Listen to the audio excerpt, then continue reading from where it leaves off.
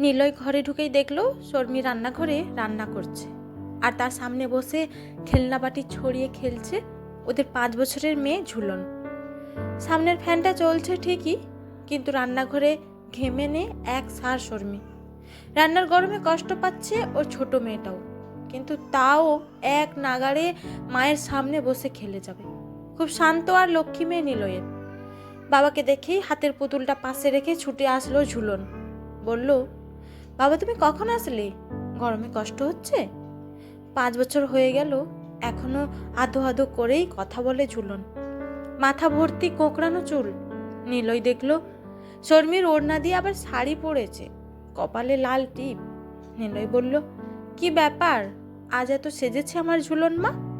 ঝুলন আধো আধো করে বলল, বারে, আমি যে আজ মা হয়েছি, দেখো না কত রান্না করলাম। তারপর একটু দাঁড়িয়ে দৌড়ে রান্নাঘরে চলে গেল ঝুলন। 1 গ্লাস ভর্তি করে জল এনে দিল। নিলয় এক চুমুকে জলটা খেয়ে নিল। তারপর ওড়না দিয়ে বানানো শাড়ির আঁচল দিয়ে নিলয়ের কপালটা মুছিয়ে দিল ঝুলন। বাড়ি থেকে কিছু দূরেই নিলয়ের মস্ত কাপড়ের দোকান। দুপুর সন্ধে ও দোকান থেকে বাড়ি এসেই খাওয়া দাওয়া করে। যতবার দোকান থেকে আসে ততবার ওর ছোট্ট মেয়েটা এসে জল দেয়, কপালটা মুছিয়ে দেয়। নিলয় দেখলো ঝুলন ওর গায়ে প্রায় লেপ্টে দাঁড়িয়ে আছে। নিলয় মজা করার জন্য বলল, ঝুলন মা, তোমার যখন বিয়ে হয়ে যাবে, শ্বশুর বাড়ি চলে যাবে, তখন আমাকে কে জল দেবে এভাবে? ঝুলন আরও সরে এসে নিলয়ের গায়ের কাছে দাঁড়ালো। তারপর মুখটা নিলয়ের ঘাড়ের কাছে ঢুকিয়ে দিল। নিলয় বুঝলো বিয়ের নাম শুনে লজ্জা পাচ্ছে। বয়স যাই হোক, বিয়ের নামের সাথে খুব ছোট থেকেই মেয়েরা খুব আবেগপ্রবণ হয়ে যায়। নিলয় মেয়ের মুখটা সামনে এনে বলল, বিয়ে হয়ে গেলে ঝুলন বাবাকে ছেড়ে চলে যাবে তো? ঝুলন এবার জোর গলায় বলল, আমি বিয়েই করব না। বাবাকে ছেড়ে মাকে ছেড়ে ঝুলন থাকতেই পারবে না বলছে আর নাক টানছে। বিয়ে শব্দটার সাথে সাথে মা বাবাকে ছেড়ে যাওয়াটাও মেয়েদের খুব বাচ্চাবেলা থেকেই ভাবায়। বাবা মেয়ের খুনসুটির মাঝেই ভাতের থালা নিয়ে হাজির হলো শর্মি। ঘড়ি দেখলো নিলয় 2টো বাজে।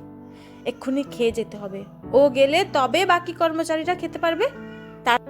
তাড়াতাড়ি হাতটা ধুয়ে উচ্ছে সেদ্ধ দিয়ে ভাতটা মেখে মেয়ের মুখে 1 দলা দিল। উচ্ছে একদম পছন্দ করে না ঝুলন, কিন্তু বাবা দিলে ঠিক খেয়ে নেবে। তারপর প্রতিটা পদ বাবার সাথে সাথে খাবে এই মেয়ে। অথচ একই জিনিস শর্মি যখন নিয়ে বসে ঘন্টার পর ঘন্টা কাটিয়ে দেয় না খাওয়ার বাহানায়। শর্মি তাই রেগে গিয়ে বলে, বাপ সোহাগী হয়েছে, তাই আজকাল নিলয়ই খাইয়ে দেয় মেয়েকে। এই মেয়ে যেন নিলয়ের প্রাণ কেটে নিয়ে বড় হচ্ছে। অথচ শর্মির প্রেগন্যান্সির সময় প্রতি মুহূর্তে নিলয় চেয়েছিল যেন একটা ছেলে হয় ওর। কিন্তু যত বড় হচ্ছে মেয়ের প্রতি টানটা বেড়েই চলেছে নিলয়ের। আর লজ্জাও লাগে এটা ভেবে ও কেন ছেলে চেয়েছিল। নিলয়ের খুব ভালো লাগে যখন ঝুলন ওর গায়ে লেপ্টে থাকে। মেয়ের গায়ের গন্ধটা যেন সারাক্ষণ নিলয়ের নাকে লেগে থাকে। ডাল দিয়ে ভাত মেখে মেয়ের মুখে দিতেই আবার সেই গন্ধটা নাকে পেল নিলয়। জোরে জোরে নাক টানতেই চোখটা খুলে ফেললো নিলয়। দেখলো সামনে দাঁড়িয়ে আছে ঝুলন।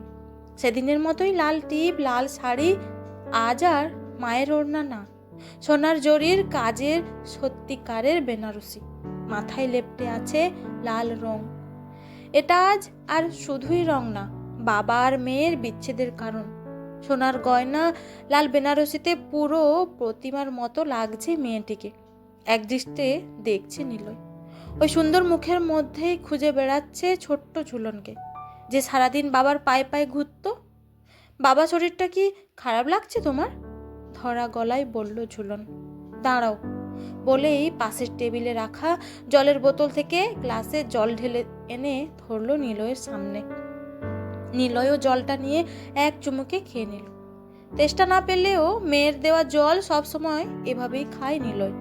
তারপর বাবার সোফার হাতলে এসে বসলো ঝুলন। নিজের হাতের রুমাল দিয়ে নিলয়ের কপালটা মুছিয়ে দিতে দিতে বলল, বাবা ওষুধগুলো সময় মতো খাবে, মাকে খাওয়াবে। আর কিন্তু দেখার কেউ নেই তোমাদের, নিজেরটা নিজেদেরই করতে হবে। মেয়ে পাশে এসে বসতেই নিলয় নাক টেনে সেই গন্ধটা ধরার চেষ্টা করলো। কি কঠিন মুহূর্তে দাঁড়িয়ে আছে দুজনে। কি করে কাটাবে এই মুহূর্তটা জানে না নিলয়। কাল থেকে পালিয়ে পালিয়ে বেড়াচ্ছে ও।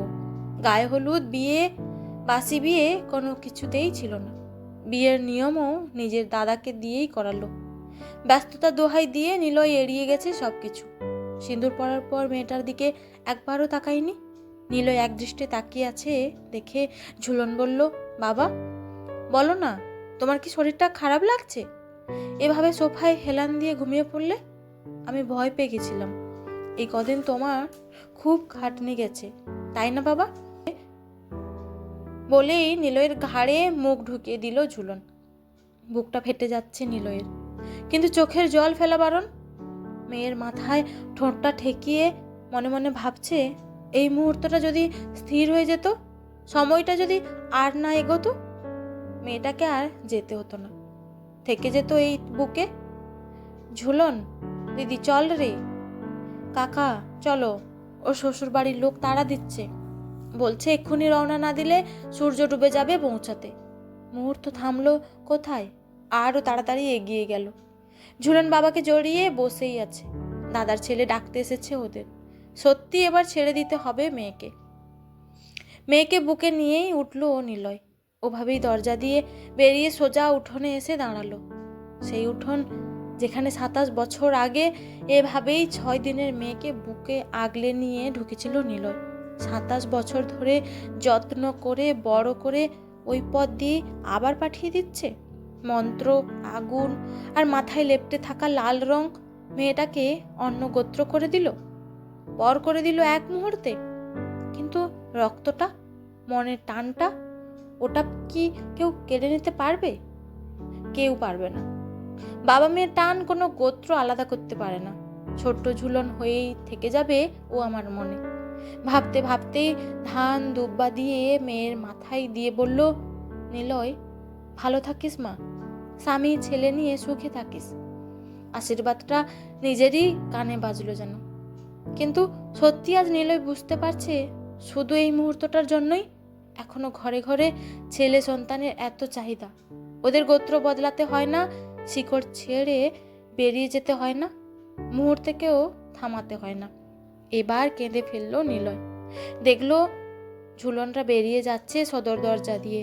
হায় ভগবান, মুহূর্তটা থামিয়ে দাও। একমাত্র মেয়ের বাবা হিসেবে এই একটাই প্রার্থনা করে যাচ্ছে নিলয়, বারবার করে যাচ্ছে।